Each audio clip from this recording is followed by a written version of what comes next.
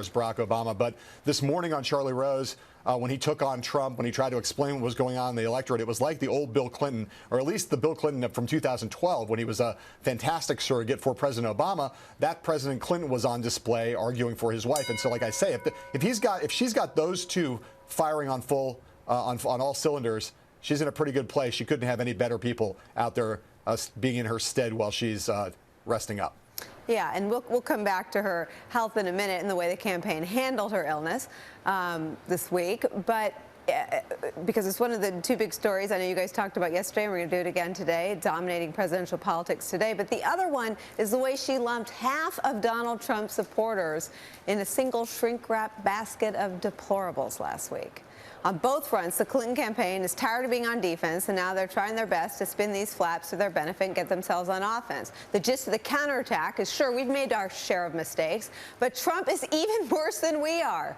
Not exactly hope and change, but today, 24 hours after the Trump campaign released an ad trying to capitalize on this baskets business, Team Clinton released their own ad featuring some not-so-flattering things that Trump has said in public. Watch this. You can't lead this nation if you have such a low opinion for its citizens. How stupid are the people of the country? We're building a wall. He's a Mexican. You got to see this guy. Oh, I don't know what I said. I don't remember. You're living in poverty. Your schools are no good. You have no jobs. What the hell do you have to lose? The Clinton campaign is also jumping all over the latest controversy surrounding Republican vice presidential candidate Mike Pence, who refused to call white supremacist David Duke deplorable during a CNN interview yesterday. On Capitol Hill this morning, Trump again wouldn't go there, wouldn't utter the D word, but reiterated that neither he nor Trump wants Duke's support. Still, Trump is trying to keep the focus on Clinton's comments, as seen this afternoon at a rally in Clive, Iowa. She offers no ideas, no solutions, and only hatred and derision. It's true, you saw that. I'm running to be a president for all Americans, Democrat, Republican, Independent, everyone.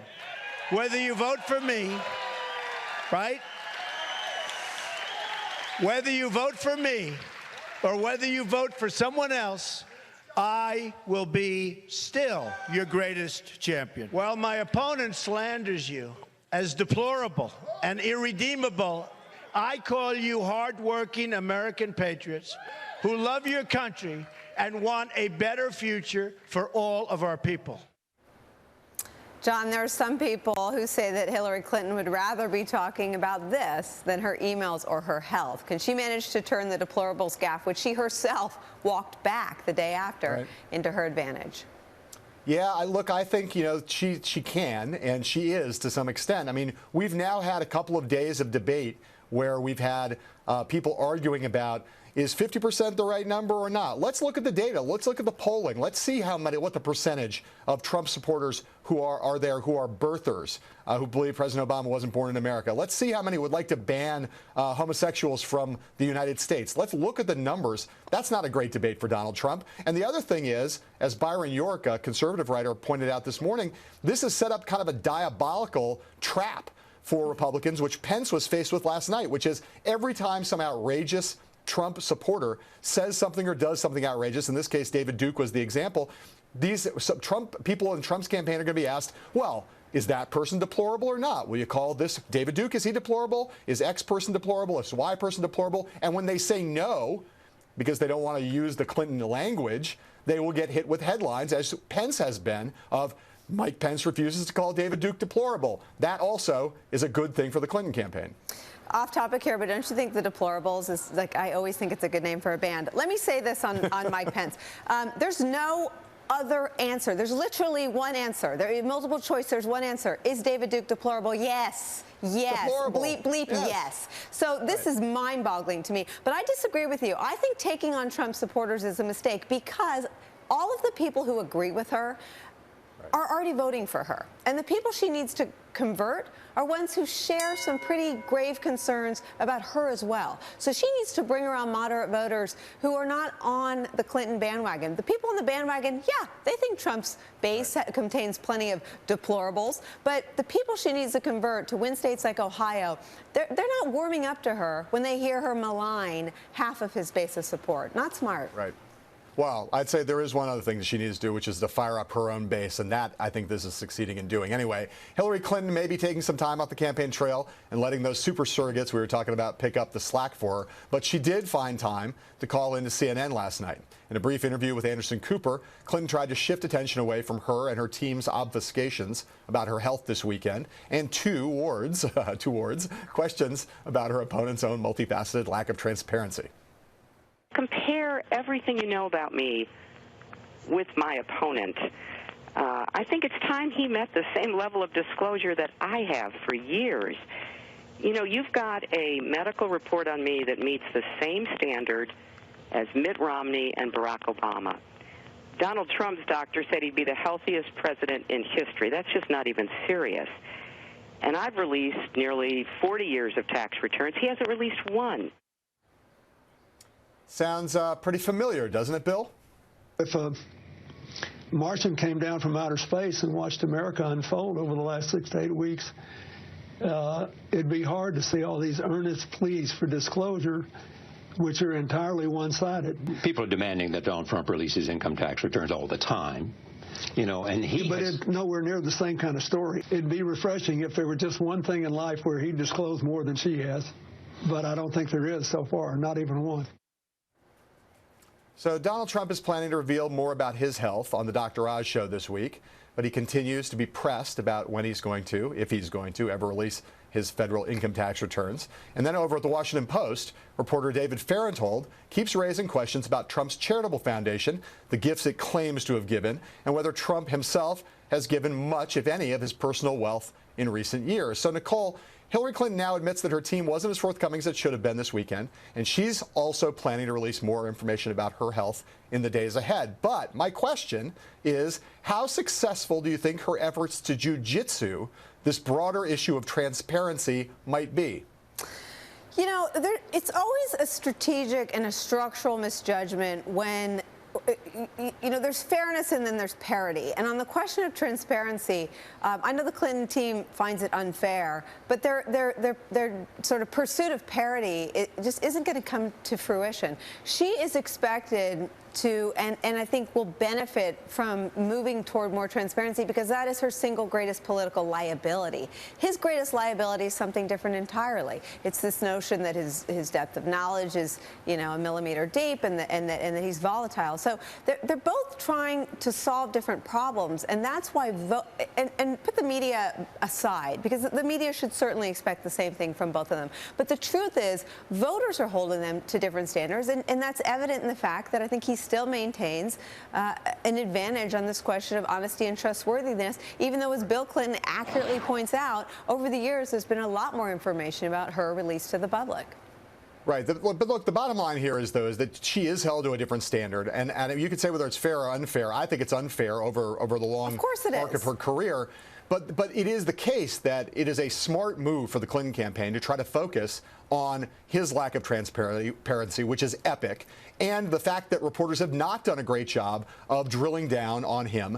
David Fahrenthold is an exception. I will say this is a guy who is already putting himself in contention for a Pulitzer by looking at the Trump Foundation, by finding out that the Trump Foundation is unusual in a variety of ways, that Donald Trump's money is not much of the Trump Foundation, that it takes other people's money and spends it, calling hundreds of charities that have not received donations from the Trump Foundation, tracing down phantom contributions that the Trump Foundation claims it's given that the charities it says it's given to have no record of, the tax law violations. This is a rich area for inquiry, and I think it's smart for Hillary Clinton to try to push all of our colleagues and us to do more on this. I agree, but the only thing I'd add is that Trump is sort of running as a scoundrel, right? He's running as a guy who has worked over a rigged system. So part of the reason that these stories don't stick to him in the minds of the viewers is that he is openly running as a guy who's gamed the system. So when you're running against a rigged system, you know, I think you get away with more than she does as an institutional Let's just make sure.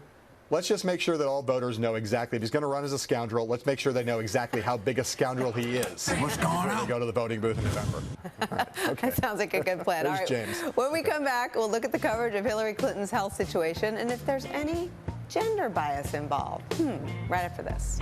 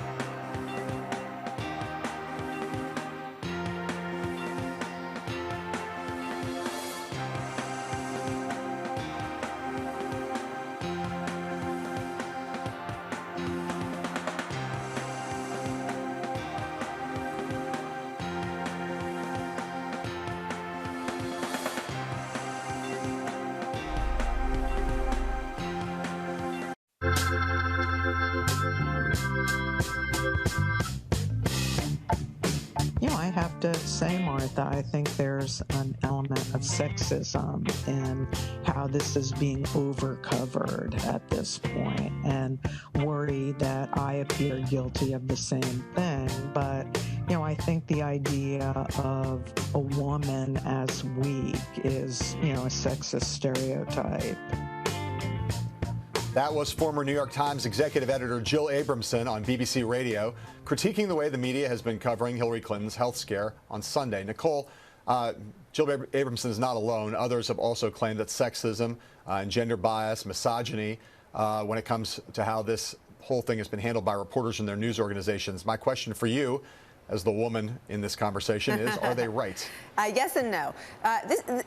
Let me just be clear. I don't think Hillary Clinton is in trouble because she got pneumonia. I think voters are very forgiving. The campaign is grueling. The reporters that cover her know how grueling it is. It is difficult to keep up with anyone running for president.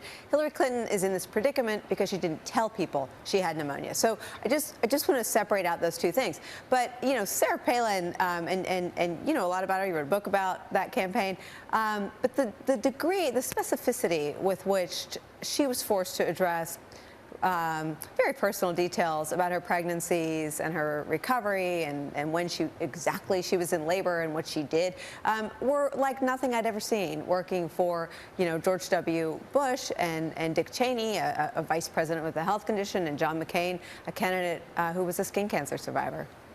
Right. I think there are two things you can say that are unequivocally true, at least as far as I'm concerned. One is that if any presidential nominee, male or female, was caught on video collapsing at a public event, it would get a lot of attention. I just think that's true. The second thing is that there's no doubt that part of why this whole story has been amplified has been the fact that people like Rudy Giuliani and others around Donald Trump have for months been spreading conspiracy theories about Hillary Clinton, and Trump has talked about her in a totally misogynistic way by talking about how frail she is and whether she's durable enough to be president. That has amplified it, so there's a little bit of an element, I think, of gender bias that's crept in. Women will get the last laugh, though, if I could just say quickly, because women are the deciders, and Republicans don't win the White House unless they narrow the gender gap, and this is a losing strategy to do that. Right, you're getting the last word on this for sure, not just because you're a woman, because you're Nicole Wallace. All right, up next, we will check in with our Trump and Clinton beat reporters about the state of the race after these words from our sponsors.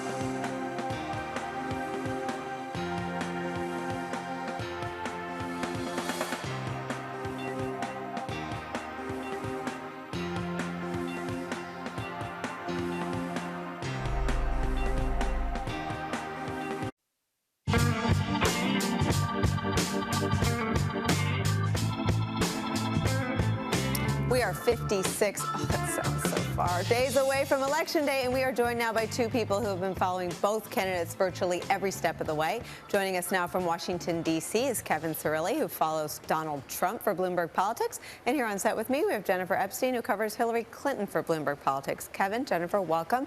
Jennifer, I'm start with you. How is...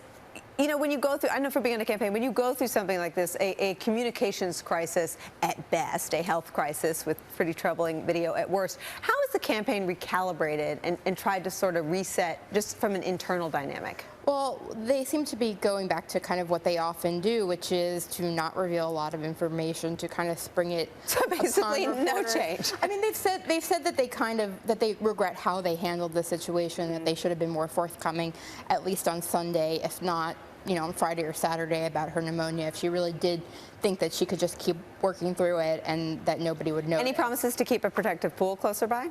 No, I mean we've been pushing on that. I am one of the people who, as a traveler and as a member of the pool, as a wire, have been pushing them on this for weeks now. We were pushing them a lot on this last week when we were on the plane with her. But you know what happened on Sunday shows that. There's something different between having a close pool and having a fully protective pool that would be in the motorcade, or if they couldn't get in the motorcade in time because, you know, the Secret Service wanted to get her out there as soon as possible, that press van would have caught up along the way, or would have known they were going to Chelsea's apartment, would have gotten there 15 minutes after her, as opposed to like 2 hours after she got there. And Kevin, to be fair, Donald Trump doesn't do that either. Let me ask There was no pool reporters for the Trump campaign at all at Sunday's service, which I think has been lost in this, to be honest. Well, good. Well, now we know. Our viewers But you know. were there. Let me ask you to explain the eighth wonder of the world, which is how Donald Trump has managed to stay so restrained after letting his surrogates really, I think, cross a lot of lines in terms of insinuations about Hillary Clinton's health. How, since she nearly collapsed into a van, have they managed to keep the lid on any hyperbole about her health? You know, as this was developing on Sunday, and as we reported on Bloomberg, Trump was notified of this during the actual service as it was reverberating across social media. He made a key decision not to campaign on this issue at all out of respect for 9/11. But behind the scenes, his aides were meeting and plotting a way at how to really capitalize on the arguably a rough point for the Clinton campaign in 48 hours over the weekend. And they made a decision to really focus on baskets of deplorables.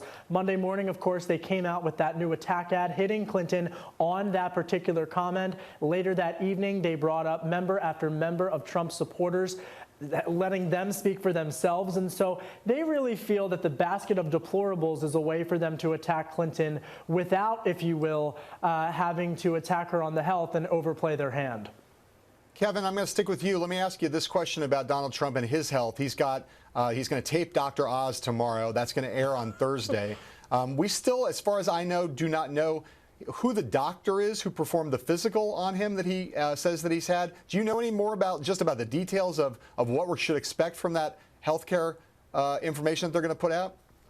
John, the bottom line is no. They have not put out details about surrounding the doctor or the physical that you alluded to for that took place last week. And, you know, we've asked them about this, and I think that there are, at the end of the day, kind of similarities between the Clinton campaign and the Trump campaign on the issue not only of their health records, but also with their relationship with the media in terms of a protected pool. And so both candidates, I think this perhaps is another reason why Trump campaign aides are not attacking Hillary Clinton specifically through Trump on this issue. I think they recognize that he himself has also not been as forthcoming as previous candidates in regards to his health return records. Right. Jennifer, let me ask you, I think we now believe that Hillary Clinton will not be out on the campaign trail until Friday.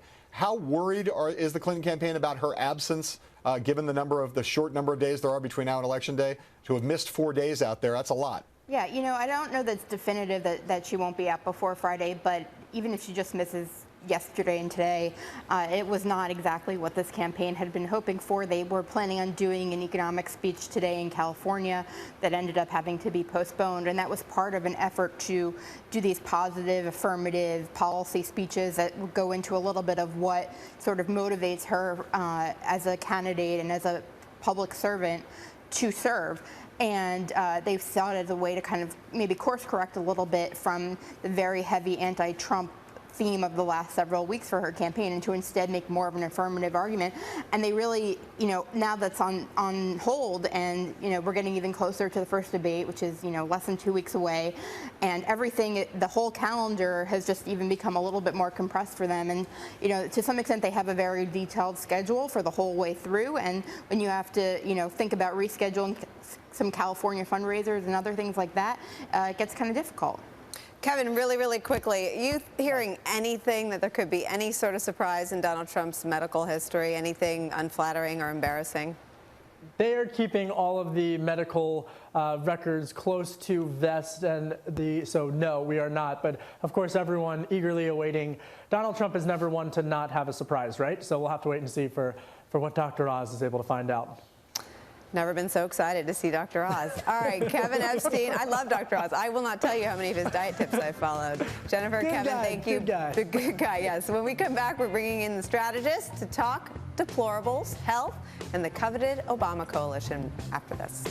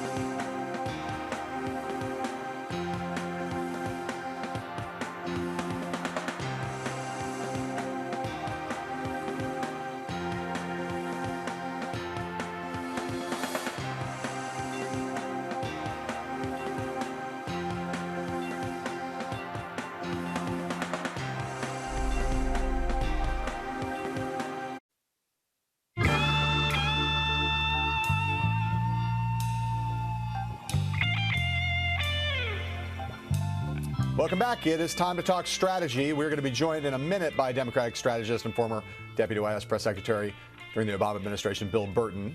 He's going to be here with us momentarily from Santa Barbara, but the person who is with us right now from Washington, D.C. is Republican strategist and columnist for the Washington Post, Ed Rogers. So, Ed, let's start with you. Hey. Ed, you are, just to clarify, right, you are never Trump, or you are not Trump right now, but maybe Trump by Election Day. Which one? I call myself a non-supporter.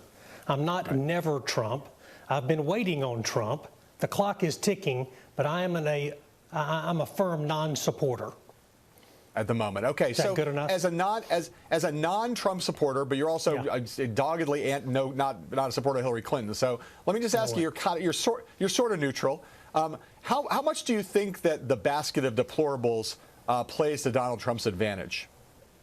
Well, it's been a real gift for him.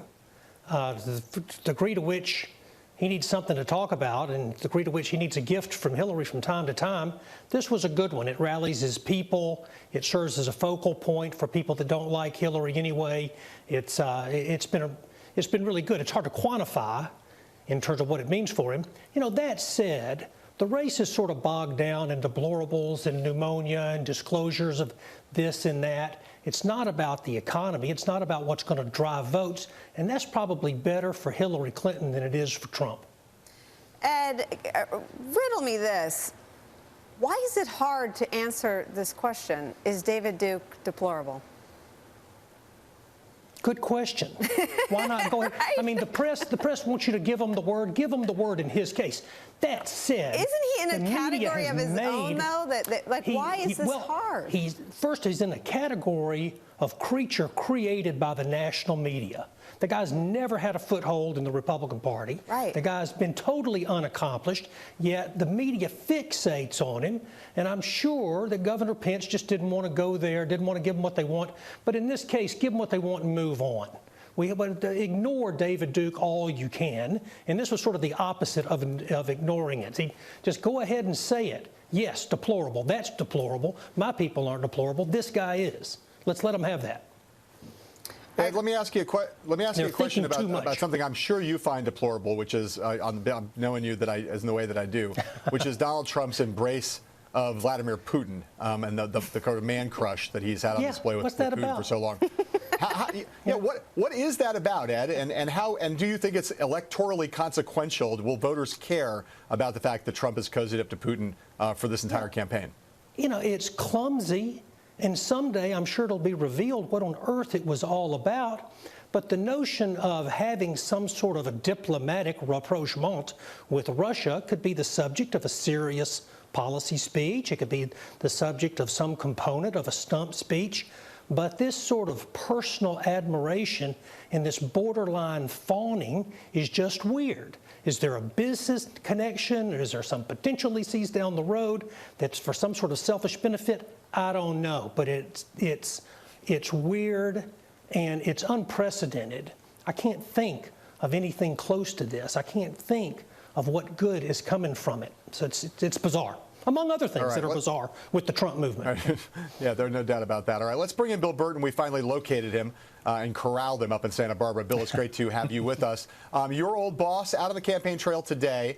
We've been looking at the polling for the last week or so and thinking about why this race is tightening. And one of the reasons that the number crunchers have come up with is the notion that a lot of the Obama coalition is still not totally jazzed up for Hillary Clinton. Do you think your boss, even without his name on the ballot, can help her with that group or those groups? Oh, yeah, absolutely.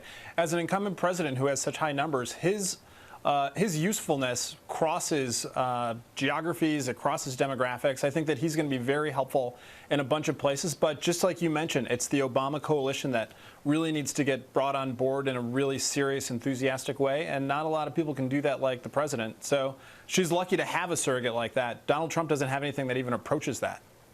Yeah, I mean, I just will press you on a little bit, Bill, just because it's the case, right? I mean, as you point out, Barack Obama's approval rating super high. He's still beloved by his voters, and yet there's not very many people in the Obama coalition who don't know that Barack Obama's for Hillary Clinton, and yet it's still the case with a lot of African American voters, a lot of Hispanic voters. She's not seeing the enthusiasm. So what more can he do for her? He's going to be on the campaign trail, but what more can he do to help actually close the sale with those voters and get them riled up? Well, you know, I've worked for 4 different presidential candidates and 1 president, and I've seen a lot of presidential campaigns. And I mean, I'm not as old as you, but I have seen a lot. And where I learned the most was John Kerry's campaign when I was just a regional press secretary, and we would put surrogates into different media markets. And what we saw was that, depending on the strength of your surrogate, if you put somebody into Milwaukee or Des Moines or Minneapolis, you could see a bump in the numbers after they came. Hillary Clinton has this stable of awesome surrogates led by President Obama who can go into a market and specifically target that geography and get people jazzed up. People may know that President Obama supports Hillary Clinton, but that's different from him coming to town, doing an event, getting people fired up, being on the front page of the newspaper, leading the local newscasts, and actually getting that appreciable bounce in the polls, sort of target by target. Bill Burton, you're speaking my language. You and I were both on that campaign of 04. But how, if all those things are true, that's how we used to do things in the Republican Party, as Ed remembers. We used to target by county where you had to tick up your support to, you know, make the state turn in your favor. And your bus and mine, we used to cross each other on the highways in Wisconsin and Ohio. Trump is not playing that game. And are you completely confident that Hillary Clinton has adapted to his asymmetrical warfare? It doesn't seem like the polls reflect this obvious advantage in strategy and infrastructure.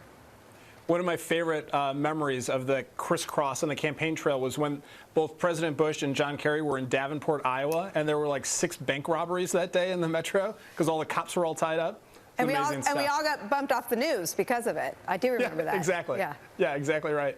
No, she's not adapting to his asymmetrical warfare. And sometimes because the media is covering this in a different way than voters consume it and voters participate, I don't know that she has to, even though it might look clunky up against the kind of warfare that Donald Trump is employing. I think the fact that she's using data, she's out there working county by county, she's got her surrogates out there doing it, that's the path to winning. It's not Donald Trump lead the press around by the nose with his Twitter feed with like something more and more outlandish every single day. It's how do you get in there, talk to voters, be in the places that matter, and move swing states into your column. Ed, really quick, I have to get back to you because I think I'm in your basket of Republican angst. What do you feel more stressed about, waking up and having Hillary Clinton have won, or waking up and having Donald Trump have won? Well, I wake up having Republicans having lost the Senate. That's my #1 stress level. I'm more anxious about that than anything else. I don't see a downdraft building. Hillary's certainly not building a wave campaign that's going to sweep out a bunch of Republicans. Doesn't look like the floor is falling out from underneath Donald Trump. So I'm sort of dodging your question on that, but that's how I feel. It's okay. In the basket, that's fine. Okay. All right. Ed Rogers, question dodging Ed Rogers and young Bill Burton, younger than me, apparently, according to Bill. It's true. Unfortunately, it's true. Check Wikipedia. Thank you. Yeah, thank you both. Bill, you're never coming back on the show again. Coming up, the math the campaigns actually use to figure out how to win in the battleground states right after this.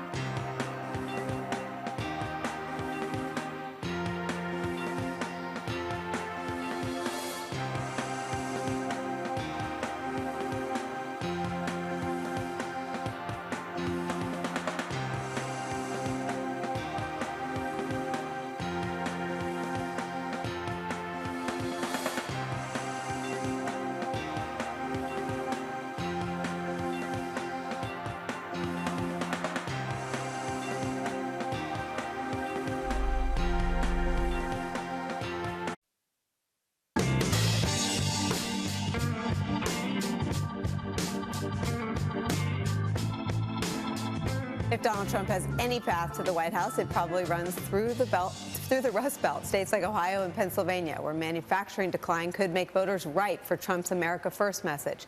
But when it comes to winning these states, or any state, the Clinton and Trump campaigns are using the same basic voter formula. Campaign strategists divide up voters into three main groups. There's the base, party loyalists who will turn out on November 8th no matter what. Then there's what campaigns like to call GOTV targets, get out the vote, people who will probably back you, but who are unreliable voters and need some extra encouragement to get to the polls. In Pennsylvania, for instance, Democrats have such an advantage that if Hillary Clinton runs a perfect turnout operation, she could technically win the state without a single vote from independents. But in Ohio, where both Trump and Clinton start with similarly sized bases, it's all about persuadables. Those are the undecided voters who both campaigns are trying to woo through TV ads, campaign events. From there, the math is simple. If your base, GOTVs, and share of persuadables add up to the estimated win number, well, you win. Joining us now are two guys who will be crunching those numbers on battleground states over the next 8 weeks. They started in the Rust Belt with Pennsylvania, Ohio, and Michigan, and what it would take for Trump to cross the finish line in each state. Sasha Eisenberg is Bloomberg Politics contributor and author of the book The Victory Lab, and Steve Vicino is a reporter for Bloomberg Politics and one of our producers, one of John and Mark's brilliant producers. Steve, let's start with you. All I was thinking was you're the person who gets me through these hours when I... Yeah, I'm used to being in your ear. Yeah, I know. I'm totally lost without you. Now it's clear why. You're the star of the show. That was amazing. And if, I guess in 2004, it was Florida, Florida, Florida. Clearly now it's Ohio, Ohio, right. Ohio. Why? And there's a reason, because a lot of people know Ohio is going to be close, but I don't think they know why. And the reason is because, like we showed you, Hillary Clinton, Donald Trump start with very similar bases. They have very similar GOTV, get out the vote, sort of targets that they're trying to get to the polls. And the group of persuadables is pretty large. It's about 500,000 persuadable voters. And whoever gets the share of those, the larger share of those, wins. Obama lost the independent votes in the state by a huge 10 points. He got creamed by Romney, and yet he still won because he was able to turn out more of his GOTV. Hillary Clinton doesn't have that advantage this year. If she got the same share if she lost by the same margin that Obama did in 2012, she would have to run the ground game of a lifetime. And the reality is that life for people in Ohio is this barrage of messages to do just this, right? I mean, most of the ads are targeted to that third category. That's why the Clinton campaign is spending $13.5 million in the state on TV. It's the second best, behind Florida, which of course is still important this year. It's the second state that they're spending the most ads in. Okay, and if it's Ohio, Ohio, Ohio, my question for Republicans is always, what are you doing in Pennsylvania? It's always a giant head fake for Republicans. So what are we doing in Pennsylvania as Republicans? Is there something different happening there, Sasha? Well, you know, what we tried to do was look at the part of the Democratic coalition that in those states where Trump would have to eat into the Democratic base, where would he look for defections? And so we mapped in all three of those states white men without college educations who are historically Democrat are likely to be voting this fall and live in communities directly affected by factory or plant closings in the last 2 years. And of the three states, we found that Pennsylvania has by far the most, about 300,000 of them, a little over 200,000 in Ohio, a little under 200,000 in Michigan. So Donald Trump has to eat into Hillary Clinton's base, but that's where he would go to do it, is those non-college white men we've been talking a lot about. And you can see where they are. They're clustered around the Pittsburgh media market, to a smaller degree around Erie and Scranton. And I cut you off. You were about to say on Pennsylvania. Yeah, no, it's a totally different situation than Ohio. Hillary Clinton's base, GOTV, if you add those up, she could win without winning any persuadable voters. And the persuadable universe in Pennsylvania is so much smaller than it is in neighboring Ohio. It's about 3 times larger in Ohio. Trump could do everything he can to turn out his base, to turn out his GOTVs. He could win even persuadables, and it just wouldn't be enough for him. And this is why people say that Pennsylvania is such an uphill climb for him. Right. But it's still a really important state for him to win. He has to peel off those Democrats, and these are the Democrats we think are the most vulnerable for him to convert. Sasha, talk to me about Michigan. I mean, if Pennsylvania is a reach for Donald Trump, Michigan must be well out of his reach. Yeah, and so what we see is sort of the similar economic dynamics across these states, but that the mix of the electorate is really difficult for him there. There are about 189,000 we found of these working class white Democrat men who live in communities hit by localized plant closures. 70% of them are in the Detroit media market. That may be one reason why Trump is spending money in Michigan. It's I think the 7th highest state by his ad spending, even though Clinton and her outside super PACs aren't there at all. So, I think there's a sense that when you look at the other states on the Electoral College map, places like Colorado, Virginia, where he has a very difficult challenge holding historically Republican states, that he thinks that's a place where maybe he could pick them off. Right. Sasha, real fast, you're like a data guru, right? And we're going to be doing this series with you and Steve all the way through to Election Day, the Persuadables. You guys rely on the voter file rather than on polling. Why is the voter file better? Yeah, we went to a firm called Clarity Campaign Labs. This is what campaigns do. They count up individual voters instead of trying to divide the electorate by percentages. And one big reason is that a large part of the campaign is not about changing people's opinions, which is something we pick up in polls, but it's about getting your own coalition out to vote. And it's a much better way to actually look at who the voters are and where they are by going straight to the voter file than just relying on polls. So you guys made us smarter. I vote for you to have a permanent chair there. Steve Yassino, Sasha Eisenberg, thank you both. Up next, we're going to be talking about a political revolution. And no, we are not talking about Bernie Sanders. I know who we're talking about after this.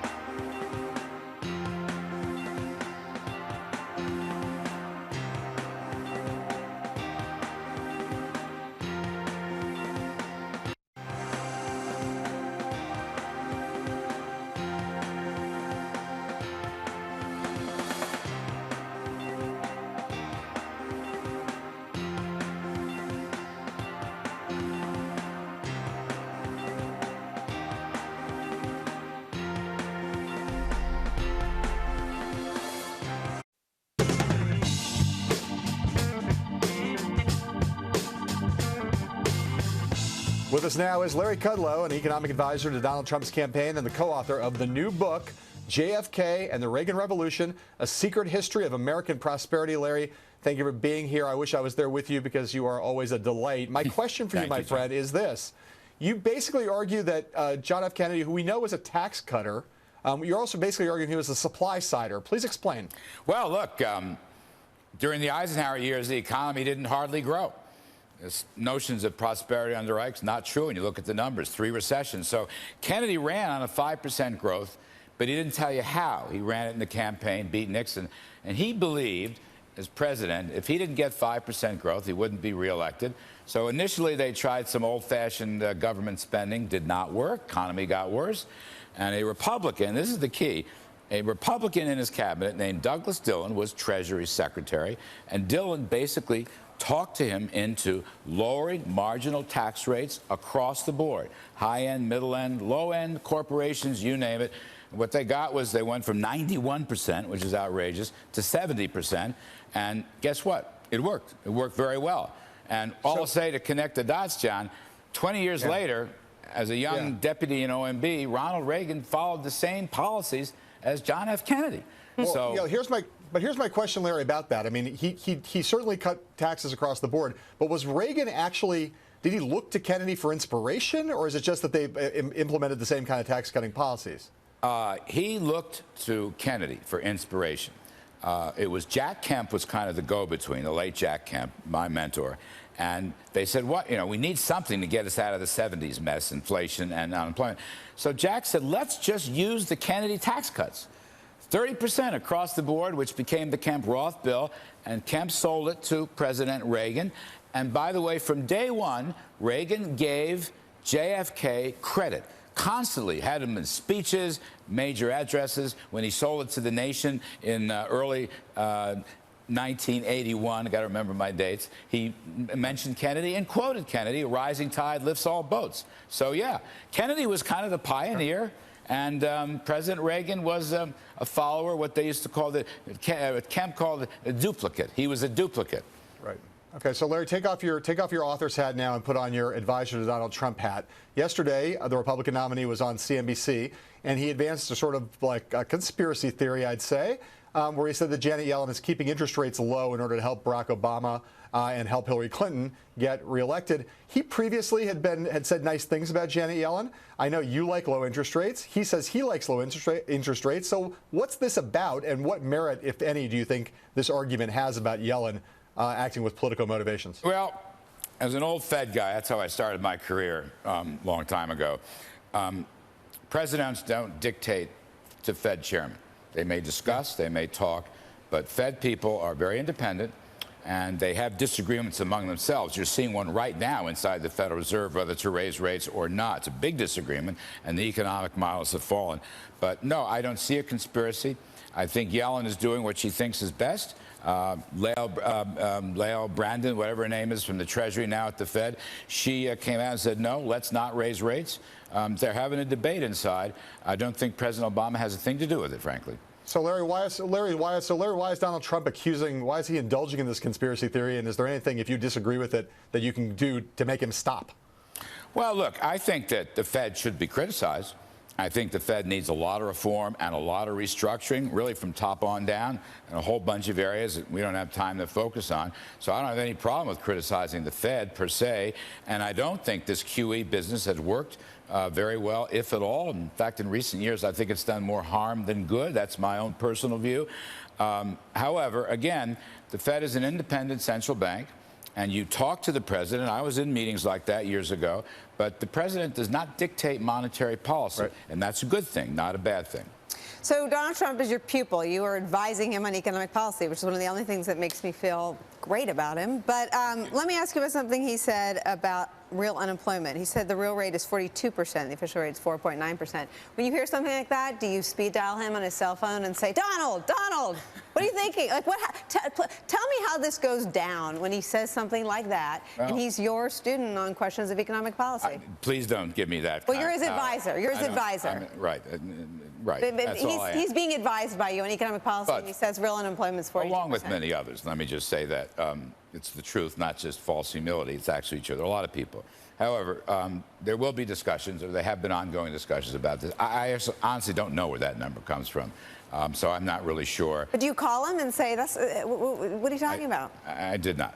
I did not call him. As I said, there are ongoing discussions about that. He's speaking to the New York Economics Club on Thursday. It's a very important speech. And what I can assure you, these things notwithstanding, it's going to be a powerful economic growth speech. As Trump has a terrific tax cut plan, which frankly is very much like JFK's and Reagan's, and he has a good plan to roll back regulations, including Obamacare, and the country needs growth. That's the key point. The country needs economic growth. Larry, you will hear that from Mr. Trump. It's a good debate. We got to go. We got to go. And I know there's no possible way you think the real unemployment rate is 42% anyway. But thank you for coming on the show. Again, Larry Kudlow's new book is out, and it's called JFK and the Reagan Revolution.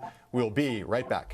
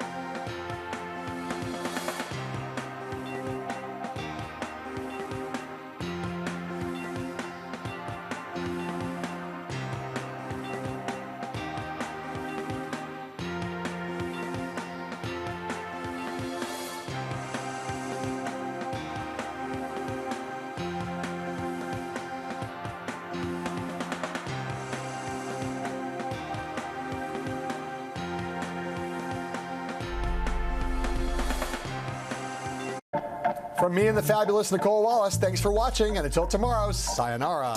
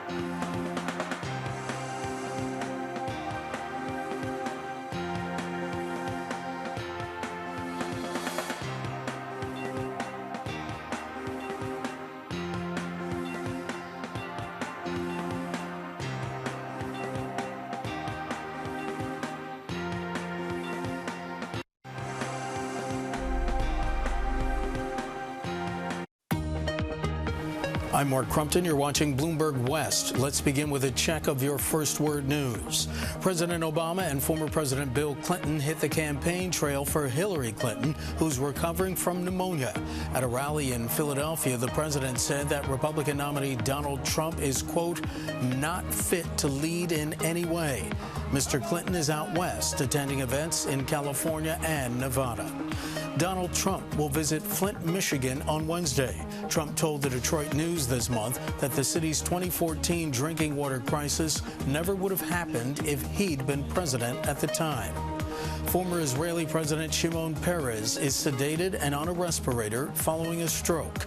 The 93-year-old Peres won the 1994 Nobel Peace Prize for his work in reaching an interim agreement with the Palestinians.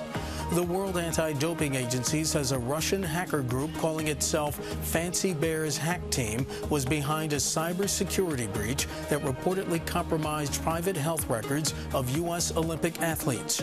Gymnast Simone Biles and the Williams sisters were among those whose medical information was posted online. The hackers suggest American athletes were given special permission to compete in Rio despite testing positive for banned substances. Global news 24 hours a day, powered by more than 2,600 journalists and analysts in over 120 countries. Bloomberg West is next.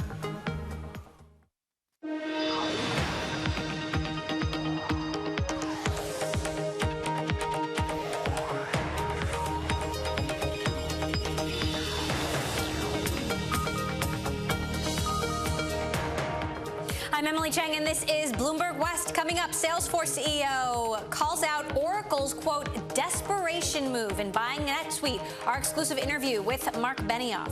Plus, Pokemon Go, the craze of the year, and it just might change mobile gaming forever. We'll speak to the CEO of Niantic, the maker of the smash hit game, ahead on this program. And the visionary that kickstarted Google's self-driving dreams. Is it making it possible for anyone with an internet connection to join on the fun? Sebastian Thrun, later this hour. But first, to our lead. Days after Samsung recalled its Note 7 smartphones due to exploding batteries, Apple is facing a technical glitch of its own around the rollout of its latest operating system, iOS 10. Customers updating their iPhones couldn't turn the phones back on until they'd plugged into iTunes on a computer, prompting a barrage of of complaints to Apple's Twitter account. In a statement, the company said, "We experienced a brief issue with the software update process affecting a small number of users during the first hour of availability. The problem was quickly resolved, and we apologize to those customers." Apple shares closing the day on a high despite the glitch. This after U.S. wireless carriers T-Mobile and Sprint said they were seeing record demand for the iPhone 7 in the pre-order period. Joining me now for more, our Bloomberg News Apple reporter Alex Webb, who tried to update his iPhone this morning, and your iPhone is currently not working. I am stuck. I'm bereft of my iPhone. Well, I did exactly as you described. I downloaded the software update over the air, so I didn't download it through iTunes. And then when the phone restarts, in order for me then to explore iOS 10 in all its glory, I was told I had to plug it into iTunes, and I can't use it. So how significant is this glitch? I mean, Apple, these glitches happen, they patch them up. Normally it's fine. Is this a bigger deal than the others? I mean, on a scale of 0 to Samsung phones exploding, I mean, not very high. You know, it's probably, it was a problem they had for an hour. It's not great publicity for them, and it's caused a lot of discomfort for a huge number of people, I imagine. But people have gone home by the end of the day and would have remedied it. There's always a bit of fear when you update your iPhone because you never quite know for sure if it's going to work. Yeah, it just I mean, I am a fool, clearly, because I did not back my phone up beforehand. I hope I haven't lost a bunch of stuff. But yeah, I think the lesson is that everybody make sure you back up your phone before you download this new software. On the other hand, good news coming from T-Mobile and Sprint saying that pre-orders are coming in at multiple times of pre-orders in the past. How significant are these numbers? Well, it's significant because Apple has said they're not going to release the first weekend sales. So it gives an indication of how it's progressing.